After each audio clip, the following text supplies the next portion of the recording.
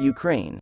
After weeks of fighting for scraps of territory on the war's bloodiest front, Ole, a 21-year-old Ukrainian company commander, was summoned suddenly last August, along with thousands of other soldiers, to an obscure rendezvous point in the Kharkiv region.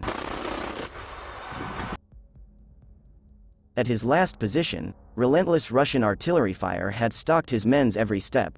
But here, in a patch of villages, farmland and streams in Ukraine's northeast, the quiet was deeply alarming. "The silence bothered me the most," Ole said. "It seemed off. How could this be?"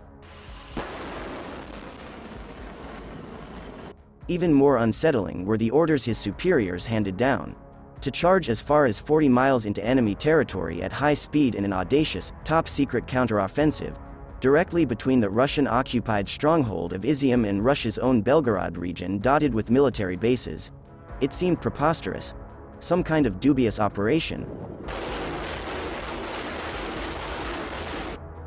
It was a stunning vulnerability, confirmed by Ukrainian reconnaissance teams and small drones, and Kyiv would exploit it to change the dynamic of the war, and achieve Ukrainian President Volodymyr Zelensky's goal of redrawing the battlefield map before winter.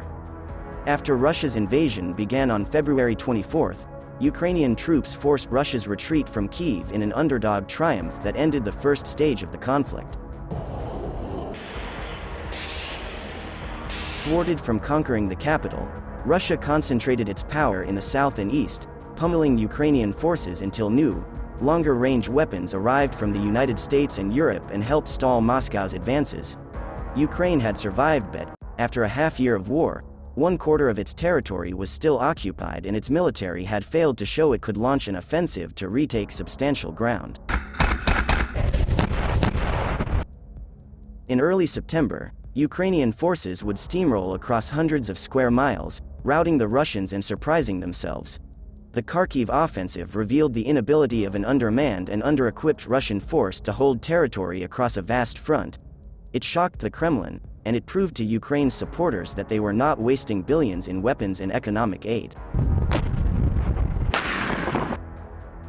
Making the costs of war clear to a Russian population that had isolated itself from its leader's special military operation.